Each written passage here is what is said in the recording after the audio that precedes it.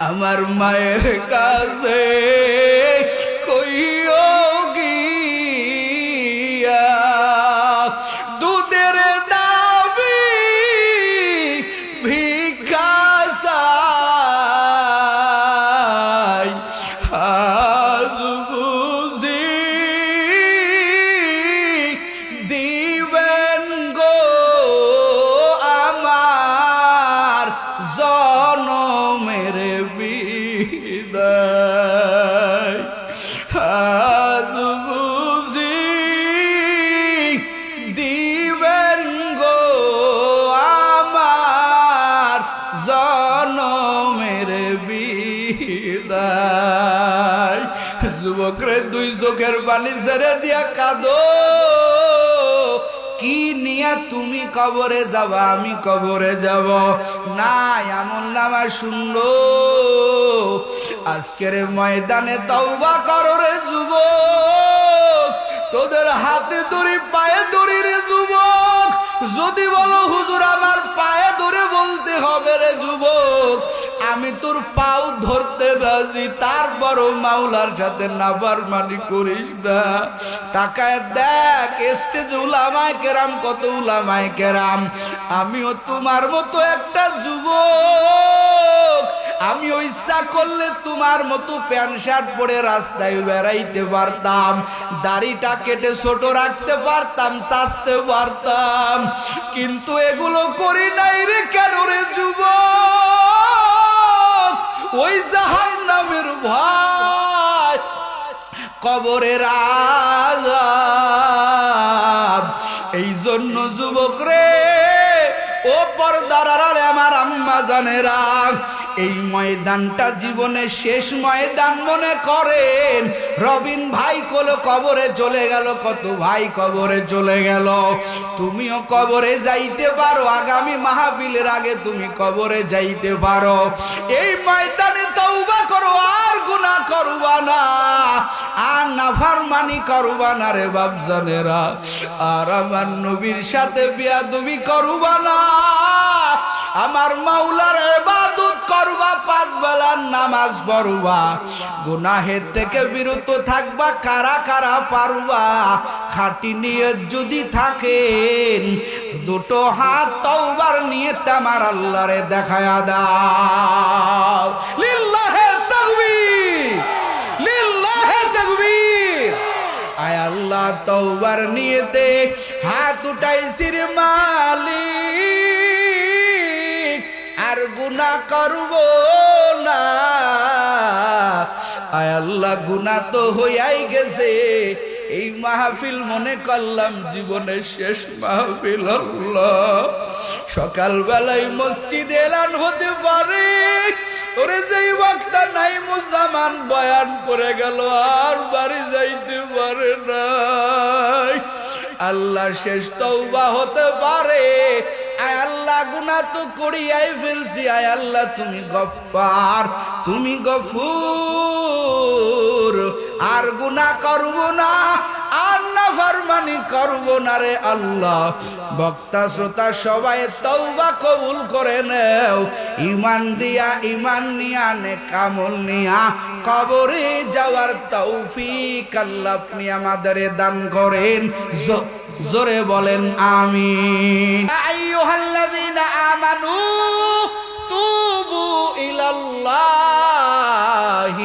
তাওবাতান নাসুহা আমার আল্লাহ তাআলা বলেন হে রে ঈমানদারেরা ও আমার আদরের বান্দা বান্দীরা তোমরা আমি আল্লাহর কাছে তওবা করো তাওবাতুন নাসুহা করো আমি আল্লাহ তাআলা এমন তোমার খোদা এমন তোমার রহমান আল্লাহ কয় বান্দা আমি আল্লাহ তোমার জিন্দেগীর সব গুনাহগুলি maaf করে দেই একটু জোরে কোন সুবহানাল্লাহ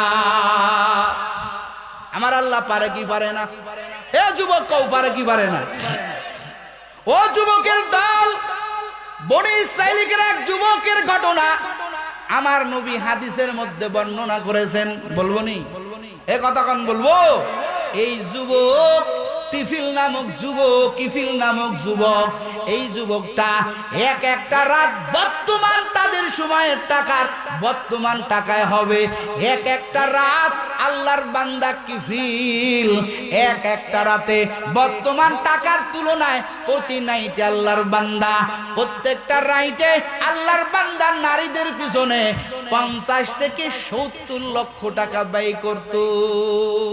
কয় টাকা? হে যুবক কথা কও না, কয় টাকা? এই যুবকের ঘটনা নবী হাদিসের মধ্যে বর্ণনা করেছেন রে যুবক। এই যুবক এই কিফিল একদিনকে আল্লাহর বান্দা একটা মহিলা ভাড়া করে নিয়ে আসলো।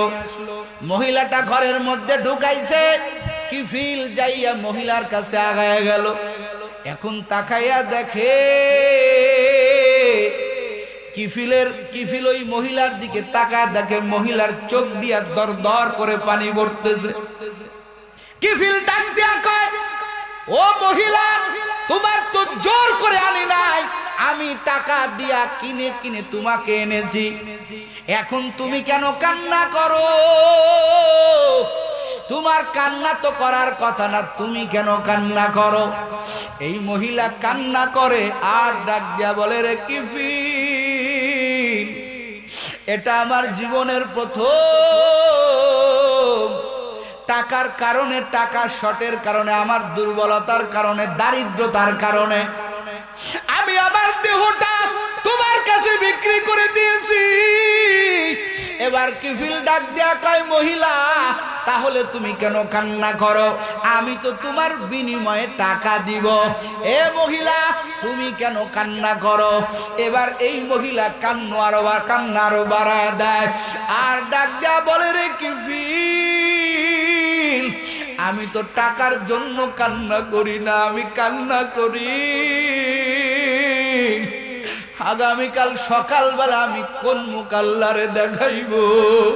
ওরে ফজরের পরে, সূর্য ওঠার পরে আমার এই বুক আমার মাওলার সামনে আমি কেমনে পেশ করব? আমার মাওলা তো সব জানবে। আমার ভিতরে আমার মাওলার ভয় ঢুকানো। এরে কিফিল, আমি এই চিন্তা করে কান্না করতেছি, আগামীকাল সকালবেলা আমার এই চেহারাটা আমি আমার মাওলারে কেমনে দেখাইব, এই চিন্তায় আমি কান্না করতেছি। এরে আদমদিগির মুসলমান, ও বগুড়ার মুসলমানের পর্দার আড়ালে আমার মা বোন, এই কথা বলার পরে এই মহিলার এই কথাটা কিফিল নামক আল্লাহর বান্দার তীরের মতো গিয়া কলিজার মধ্যে আঘাত করেছে। আর কিফিল একটা চিৎকার দিয়া জমিনে পড়ে গেছে। কিফিলের কোনো জ্ঞান নাই। দীর্ঘক্ষণ পরে কিফিলের জ্ঞান ফিরল। টাকা দেখে ওই মহিলাটা পাশে বসে আছে। মহিলা ডাক দিয়া কয়, রে কিফিল, কেন তুমি চিৎকার মারলা? কিফিল ডাক দিয়া কয়, রে মহিলা, একটা রাত তুমি আমার সাথে আসছো মজা করার জন্য, বিনিময়ে আমি তোমাকে টাকা দিব। আর তুমি মাওলাকে কি পরিমাণ ভয় করো? ওরে একটা রাত তুমি আমার সাথে কাটাইবা, আর তুমি মাওলাকে ভয় করার কারণে তোমার চোখে পানি চলে আসলো। আর আমি কিফিল কেমন আল্লাহর বান্দা, এমন কোন রাত নাই আমি কিফিল জিনা করি না, আমি কিফিল মহিলা নিয়ে ফুর্তি করি না, অথচ আমার ভিতরে আমার মাওলার ভয় নাই। ওরে আমি কখনোই তো চিন্তা করি নাই আমার এই চেহারাটা আমি আমার মাওলারে কেমনে দেখাইব। কিফিল কাঁদে আর কয়, রে মহিলা, তোমার কত টাকা লাগবে নিয়ে যাও, আমার ভিতরে আমার মাওলার ভয় ঢুকে গেছে। এরে আদমদিগির মুসলমান, ও পর্দার আড়ালের আম্মা জান, কিফিলের কান্নার আওয়াজ, কিফিলের কান্না বন্ধ হয় না রে বাবা। যেই কিফিল এমন কোন রাত নাই মহিলাদের ছাড়া আড্ডা দেয় না, মহিলাদেরকে নিয়ে নিয়ে লক্ষ লক্ষ কোটি কোটি টাকা ব্যয় করে। কিফিল কান্না করে আর বলে, রে মহিলা, তুমি আল্লাহকে এমন ভয় করো আমার জন্য একটু মাওলার কাছে দোয়া করো, আমাকে যেন আমার মাওলা আমার মাফ করিয়া দেয়। ওরে আমি যদি এই গুনাহ নিয়ে কবরে যাই, আমার মাওলার কাছে আমি কি জবাব দিব? আমি আর জিনা করব না, আমি আর আমার মাওলার সাথে নাফরমানি করব না। কিফিলের কান্না, কান্না আর কান্না। এই মহিলা হাত তুলে কিফিলের জন্য দোয়া করল।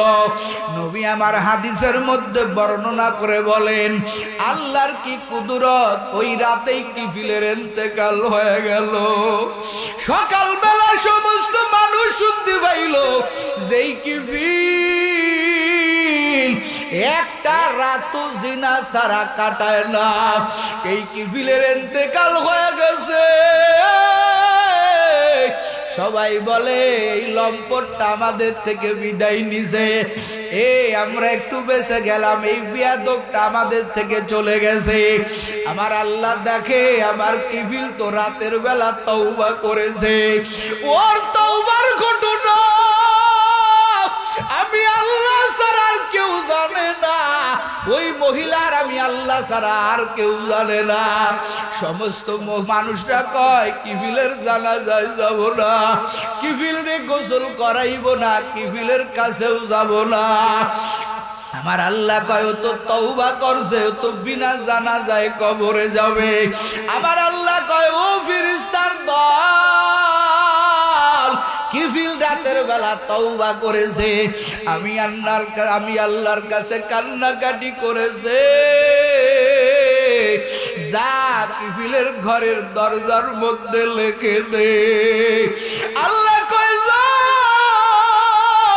ওরে কিফিলের দরজার মধ্যে ওরে খোদাই করে আরবিতে লিখে দাও, কদ গফারাল্লাহু লিল কিফিল।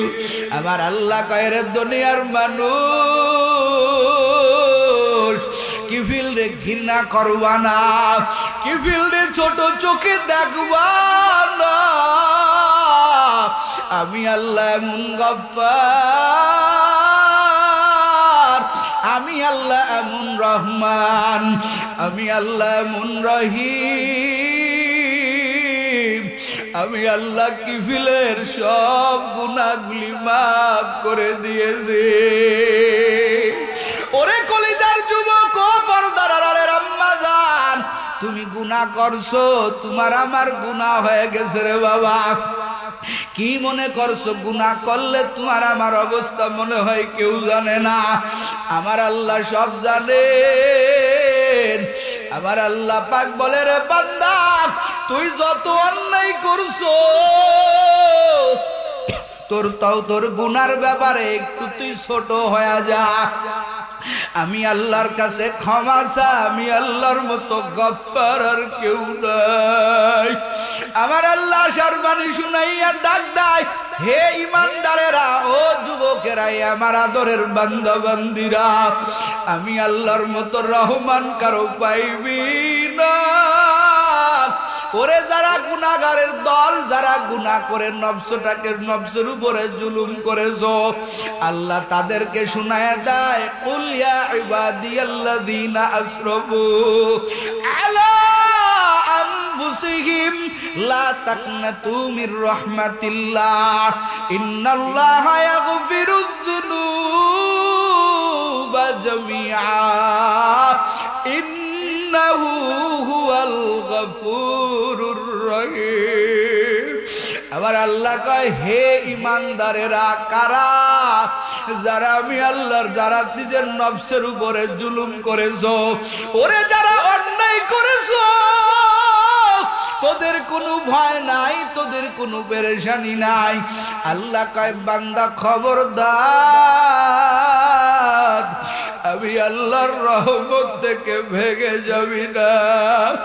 আমি আল্লাহর রহমত যে কত বড়, আমি আল্লাহর রহমত যে কত বড়, দুনিয়ার মানুষ তোর গুনাহটা বড় মনে করতে পারে, দুনিয়ার মানুষটা তোর গুনাহটাকে বড় চোখে দেখতে পারে, কিন্তু বান্দা তুই নিয়ে বিনিয়ে আমি মাওলার কাছে একবার বল রে মালিক আমি বড় গুনাহগার। ওরে যার যার গুনাহটা আমার মাওলার কাছে পেশ করে বলো, আল্লাহ আমি তো অন্যায় করে ফেলেছি, ও আল্লাহ তোমার কি মায়া হবে না? ও আল্লাহ আমি তো বড় গুনাহগার, ও আল্লাহ তুমি কি আমার গুনাহটা ক্ষমা করতে পারো না? আমার আল্লাহ কয় রে বান্দা আমি তোর বানায়া জানি তুই দুনিয়াতে গিয়া গুনাহ করবি। দুনিয়াতে শয়তানের ওয়াসওয়াসায় পড়িয়া, মানুষ শয়তানের ওয়াসওয়াসায় পড়িয়া তুই বান্দা গুনাহ করবি। এই জন্য আমি আল্লাহ তাআলার রহমত বানাইলাম, আমি আল্লাহ দয়ার সাগর বানাইলাম। এই দয়ার সাগরের মধ্য থেকে এক ফোঁটা দয়া, এক ফোঁটা মায়া আমি আল্লাহ সমস্ত মাখলুকাতের মধ্যে বন্টন করে দিলাম। আর পুরো সাগরের দয়া আমি আল্লাহর কুদরতি জিম্মায় রেখে দিলাম একমাত্র আমার আদরের বান্দা বান্দির জন্য। এ যুবক তোর মায়ায় তোর বান্ধবী বড় পাগল, তুই একটা ডাক দিলে তোর মার কলিজাটা একবারে শীতল হয়ে যায়। তোর মা একটা তোর ডাক শোনার জন্য সারা রাত তোর মা কষ্ট করে। ওরে 10 মাস 10 দিন মা ওই এক বাগের থেকে মায়া পাইল, তোমার আমারে গর্বে নিয়ে মা কত কষ্ট করে রে বাবা। এ যুবকেরা, ও পর্দার আড়ালের আম্মা জানেরা, ও আদম দিঘির মুসলমান, ও বৃদ্ধ বাবা জানেরা, ও আমার কলিজার যুবকেরা, দেখ মা একটা দিন বলে না আমার কষ্ট হচ্ছে, আমার সন্তানটাকে পেটের থেকে আবর্ষণ করে ফেলো। মা একদিনের জন্য বলে না, কারণ মার দিলের মধ্যে একটা আশা, ওরে আমার সন্তান দুনিয়াতে আসবে, আমাকে একটা মা কয়া ডাকবে। একটা ডাক শোনার জন্য মা কত কষ্ট করে। মা বাচ্চা প্রসব করতে গিয়া মা যুদ্ধাঙ্গনের মতো, রণাঙ্গনের মতো, মা শহীদের মতো রক্তাক্ত হয়ে যায়। ওরে মা যখন একটা নজর দিয়া ওই কলিজার সন্তানের দিকে তাকায়, 10 মাস 10 দিনের সমস্ত কষ্টের কথা মা মুহূর্তের মধ্যে ভুলে যায়। এরে যুবক, এটা দেখেও কি বুঝিস না? ওরে এক ভাগ দয়া হাজার মাখলুকাত পাইল, এর মধ্যে মাও পাইল। ওরে মার যদি এত দয়া থাকতে পারে, বল আমার আল্লাহর কি মায়া কম? এ যুবক বল আমার আল্লাহর কি মায়া কম? না রে যুবক না, আমার আল্লাহর মায়া মোটেও কম না। আমার আল্লাহ কয় রে বান্দা একটা বার আমার ডাক। ওরে তোর একটা ডাকের কারণে যদি তোর মায়ের কলিজাটা ঠান্ডা হতে পারে, আমি আল্লাহ এমন রহমান, আমি আল্লাহ এমন রহিম, তোর একটা ডাক দিলে আমি আল্লাহ বড় খুশি হয়ে যাই। এ যুবক, ওই আল্লাহর কাছে যাও। আল্লাহ কয় বান্দারে লা তাকনাতু মির রহমাতিল্লাহ, আমার রহমত থেকে নৈরাশ হোস না রে বান্দা বান্দি। আমি আল্লাহর মতো সাংঘাতিক রহমান আর কেউ নাই, আমি আল্লাহর মতো সাংঘাতিক রহিম আর কেউ নাই। তোর আসমান পরিমাণ গুনাহটাকে আমি আল্লাহ মুহূর্তের মধ্যে মাফ করে দিতে পারি। আমি আল্লাহর কোনো শরীক নাই, আমি মাফ করলে কেউ আমাকে বাধা দিবে না, আমি তোকে জাহান্নামেও দিলে কেউ আমাকে বাধা দিবে না। এরে কলিজার যুবক, নবী আমার বলেন ওই বান্দাদের আমলনামা ওজন দেওয়া হবে না। যাদের আমলের মধ্যে কোনো গুনাহ নাই, গুনাহ হলেও বান্দা তওবা করে। কারণ যেই বান্দা তওবা করে ওই বান্দার আর কোনো গুনাহ থাকে না। বান্দার গুনাহ যত বড়ই হোক না কেন আমার আল্লাহ মুহূর্তের মধ্যে ক্ষমা করে দেয়। এ যুবক, কত ইতিহাস আমাদের সামনে। কেন তুই আল্লাহর রহমত থেকে ভেগে যাও? কেন তুই নামাজের দিকে আগাও না? কেন তুই জান্নাতের বাগানের দিকে আগাও না? কেন তুই এই কোরআন হাদিসের মজমার দিকে আগাও না? আমার আল্লাহ তোমার আমার জন্য রহমতের দরজা খুলে ডাক দেয়, আসো, আমি আল্লাহ তোর জন্য অপেক্ষা করতেছি। একটা বার আমারে ডাক দিয়াই দেখো, তোর ডাকতে দেরি হবে, আমি আল্লাহ ক্ষমা করতে দেরি হবে না। এ যুবকেরা, কত ইতিহাস আমাদের সামনে। ওই যে নবীর যুগের সাহাবী দাহিয়াতুল কলবি, যার নাম আসছেন, এমন ভাবে তওবা করলেন রে বাবা, কেমন বড় অপরাধ। নিজের কলিজার মেয়ে, নিজের কন্যা, তুমি আমি যত বড়ই মুনাফিক হই, যত বড়ই খারাপ হই, নিজের মেয়েকে তো জীবিত দাফন করতে পারবো না। ওই যে দাহিয়াতুল কলবি, ওরে পূর্ণিমার মতো চাঁদের মতো মেয়েটার চেহারা, ব্যবসার থেকে আইসা দেখে স্ত্রী মেয়েটাকে জীবিত দাফন করে নাই। স্ত্রী কয়, রে স্বামী আমার, এত সুন্দর মেয়েটাকে আমি কেমনে দাফন করব? মেয়েটা বারবার আব্বু কয়া ডাক দেয়, ও আব্বু, তুমি এতদিন কোথায় ছিলে? তোমার জন্য আমি কত কান্না করেছি। দাহিয়াতুল কলবি নবীর কাছে কাঁদে আর ঘটনা বর্ণনা করে বলেন, ও নবী, আমার গুনাহ মনে হয় আমার আল্লাহ ক্ষমা করবে না। নবী কয়, কি হয়েছে বলো? বলে, হুজুর, আমার একটা ফুটফুটে পূর্ণিমার চাঁদের মতো মেয়ে, আমার অভ্যাস হলো মেয়ে সন্তান হলে আমি জীবিত দাফন করে ফেলি। আমার এই কলেজার টুকরা মেয়ে, ওর মা আমি ব্যবসায়ী ছিলাম, দাফন করে নাই, বড় হয়ে গেছে, আব্বা কয়া ডাকতে শিখে গেছে। আমি বাড়িতে আসছি, আমার মেয়েটা আমাকে বারবার আব্বা কয়া ডাক দেয়, আমার গলা জড়ায় ধরে। একদিন, 2 দিন, 3 দিন পরে আমি মনে মনে ভাবলাম, না না না, এই মেয়েটাকে জীবিত রাখা যাবে না, একেও জীবিত দাফন করতে হবে। হুজুর, আমি আমার মেয়েটাকে বেড়ানোর কথা বলি, ওর মার থেকে বিদায় নিয়ে গেলাম। আমার মেয়েটাকে বললাম, মেয়েরে চলো, তোমার সাথে নিয়ে কোথাও বেড়ায় নিয়ে আসি। মেয়েটা আনন্দের সাথে বাবার সাথে বেড়াইতে যাবে। মা সাজাইয়া দেয়, মেয়েটা কয়, মা, আমার বাবা কত ভালো, আমার বাবা আমাকে বেড়াইতে নিয়ে যাবে। মেয়েটা বাবার সাথে রওনা হয়ে গেল। এরা আদমদিগির মুসলমান নবীর কাছে ঘটনা বর্ণনা করতেছেন। দাহিয়াতুল কলবি কয়, নবী, আমার মেয়েটাকে নিয়ে আমি অনেক দূরে চলে গেলাম, একটা জঙ্গলের ভিতরে ঢুকে গেলাম। একটা জায়গায় যাই আমি একটা গর্ত আরম্ভ করতে শুরু করলাম। আবার ছোট্ট মেয়েটা কয়, আব্বু, বেড়াইতে যাবা, এখানে কেন গর্ত আরম্ভ করলাম? আমার মেয়েটা বসে বসে মাঝে মাঝে আমার দিকে তাকায় থাকে আর কয়, বাজার, ও আব্বু, এত কষ্ট কেন করতেছো? মেয়েটা মাঝে মাঝে আগাইয়া দাড়ির থেকে ময়লা সরাইয়া দেয়, মুখের ঘাম পর্যন্ত মুছাইয়া দেয়।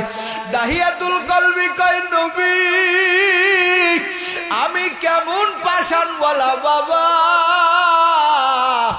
আমার বিন্দু পরিমাণ কোনো মোহাব্বত দিলে জাগলো না। আমার গর্ত করা যখন কমপ্লিট হয়ে গেল, এবার আমার মেয়েকে ডাক দিলাম, একেবারে বাস পাখির মতো উড়ে আমার কাছে চলে আসে আর বারবার আব্বু কয়া ডাক দেয়। আমি এবার ব্যাগের থেকে রশি বাহির করিয়া, দড়ি বাহির করিয়া আমার মেয়ের হাতে পায়ে বাঁধতে শুরু করলাম। আমার কলেজার মেয়েটা বারবার কয়, আব্বু, কেন তুমি আমার হাতে পায়ে রশি লাগাইতেছো? মেয়েটার বুঝতে আর বাকি নাই, আমি ওকে মেরে ফেলবো। আমার মেয়েটা হুজুর আবার একবার পা জড়ায় ধরে, আবার একবার হাত জড়ায় ধরে আমারে কয়, আব্বা তুমি আমাকে মারিও না, ওরে তুমি আমারে জড়িয়ে দাও, আমি এই দেশ ছেড়ে চলিয়া যাব, তোমার এই জন্মভূমি থেকে আমি অন্য দেশে চলে যাব, তোমাকে আমি মেয়ের পরিচয় দিব না, তারপরেও তুমি আমাকে মারিও না। এরে আদমদিগির মুসলমান, দাহিয়াতুল কলবি নবীর কাছে ঘটনা বর্ণনা করে, নবীও কাঁদে, দাহিয়াতুল কলবিও কাঁদে। দাহিয়াতুল কলবি বলেন, নবী আমি কত বড় পাষাণওয়ালা বাবা, আমাকে আমার আল্লাহ মনে হয় ক্ষমা করবে না। হুজুর গো, আমার মেয়েটা সেকেন্ডে সেকেন্ডে আব্বু আব্বু কয়া ডাকতেছে, আমার মেয়েটা বলতেছে, আব্বু তুমি আমারে মারিও না, আমারে সারিয়া দাও, আমার মা থেকে তুমি আমারে মিথ্যা বলে নিয়ে আসলা, ও আব্বু তুমি আমারে সারিয়া দাও। দাহিয়াতুল কলবি কয়, নবী আমি তো পাষাণ, আমার হৃদয়ে কোনো মায়া নাই, আমি আমার কলিজার মেয়েকে ওরে ধাক্কা দেয়া ওই গর্তের মধ্যে ফেলে দিলাম রে পয়গম্বর। আমার মেয়েটা গর্তের মধ্যে পড়িয়াও কয়, আব্বু তুমি আমারে মারিও না। হুজুর গো, আমার পাষাণ হৃদয়, আমার ভিতরে কোনো ধরনের কোনো মোহাব্বত জাগলো না। আমি একটা বিশাল পাথর হাতে নিলাম, এই পাথরটা আমার মেয়ের মাথা বরাবর মারব। ওই পাথরটা যখন আমি হাতে নিয়েছি, আমার মেয়েটা গর্তের ভিতর থেকে বলতেছে, রে আব্বু ওই পাথর তুমি আমার মাথায় মারিও না।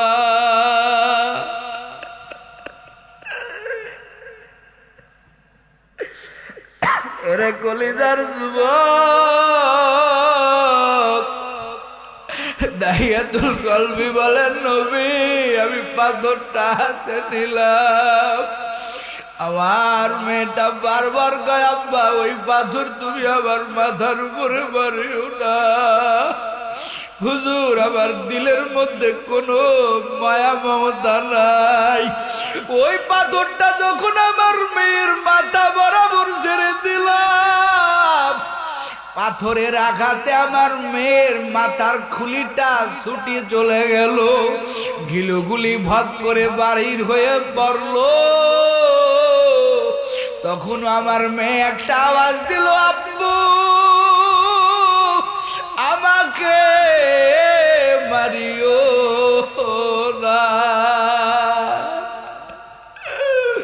এরে কলিজার যুবক ও পর্দার আড়ালের আম্মা জানেরা, টোটাল ঘটনাটা শুনিয়া নবীর চোখ বেয়ে বেয়ে পানি পড়তে শুরু করলো। দাহিয়াতুল কলবি কয়, রে নবী আমার মনে হয় এত বড় গুনাহ আমার মাওলা আমাকে মাফ করবে না। আমার নবীও কান্দে, দাহিয়াতুল কলবিও কান্দে। আমার নবী কয়, রে দাহিয়াতুল কলবি তুমি আমার মাওলাকে চিনো না, আমার মাওলা কেমন রহমান, আমার মাওলা কেমন রহিম।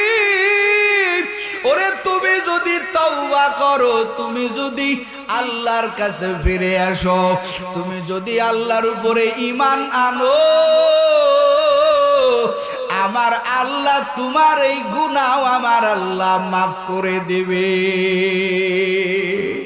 এরে আদমদিগির মুসলমান, ও কলিজার যুবকেরা, ও পর্দার আড়ালের আমার আম্মা জানেরা, আর কয়দিন নাফরমানি করে করে চলবেন, আর কয়দিন আমার মাওলার সাথে নাফরমানি করবেন। এরে পর্দার আড়ালের আম্মা জান, আর কয়দিন বেহায়াপনা করবেন, আর কয়দিন বেপরদাগিরি করে চলবেন? মরণের ভয় কি নাই? কি নিয়ে কবরে যাবেন রে আম্মাজান? ওই হাসরের ময়দান বড় কঠিন, যেই ময়দানে ওজনের সময় সন্তানের কথা মনে থাকবে না। এই জন্য কলিজার টুকরা যুবক, এই ময়দানটাকে শেষ ময়দান মনে করো। এমন কোন দিন নাই যে যুবকের লাশের খবর পাওয়া যায় না রে বাবা। এমন কোন রাত নাই, এমন কোন দিন নাই যে যুবক কলিজা এই দুনিয়া ছেড়ে চলে যাইতেছে রে বাবা। আজকেও ফেসবুকে একটা খবর পাইলাম, ও আল্লাহর বান্দারা, ও পর্দার আড়ালে আল্লাহর বান্দিরা, ওরে লক্ষ্মীপুরের একটা যুবক, ওই পোস্টার দেখে দেখে দেখে চিন্তা করলাম, হায়রে জিন্দেগি। যুবক মনে হয় কোনো একটা ভালো একটা প্রতিষ্ঠানে চাকরি করে, টকবগে চেহারা, ওরে চাকরি করে, বেতন মনে হয় পাইছে, বাজার থেকে বাজার করেছে, সংসারের মানুষ তাকায় আছে, পরিবারের মানুষ সন্তানের দিকে তাকায় আছে। আমার সন্তান বাজার নিয়ে আসবে, মা তাকায় আছে, আমার সন্তান বাজার নিয়ে আসবে, স্ত্রী তাকায় আছে, আমার স্বামী বাজার নিয়ে বাড়ি আসবে, সন্তানগুলো তাকায় আছে, আমার বাবা বাজার নিয়ে বাড়ি আসবে। ওরে ঘটনাটা শুনলাম, ফেসবুকে পড়লাম, যুবক বাড়ি পর্যন্ত আসতে পারে নাই। ওই হুন্ডা অ্যাক্সিডেন্টে যুবক লাশের মিছিলে সামিল হয়ে গেল। যুবকের বাজারগুলো রাস্তার মধ্যে জড়াই আছে। একজন পোস্ট করেছে, হায়রে জীবন, পরিবারের তাগিদ মিটাইতে গিয়ে যুবক চিরতরের জন্য চলে গেল। হুন্ডাটা ভেঙে ভেঙে টুকরো টুকরো হয়ে পড়ে আছে। ইলিশ মাছ কিনেছে, বাড়িতে যাইয়া বিবির সাথে খাইবে, মায়ের সাথে খাইবে, বাবার সাথে খাইবে। ওরে মাছ তো বাড়ি পর্যন্ত গেল না রে যুবক। যুবকের পেশক সদায়ের ব্যাগটা রাস্তার উপরে পড়ে আছে, মাছগুলো সিটায় পড়ে আছে, অন্যান্য সদাইগুলো সিটে সিটে পড়ে আছে। এই তো জিন্দেগির যুবক।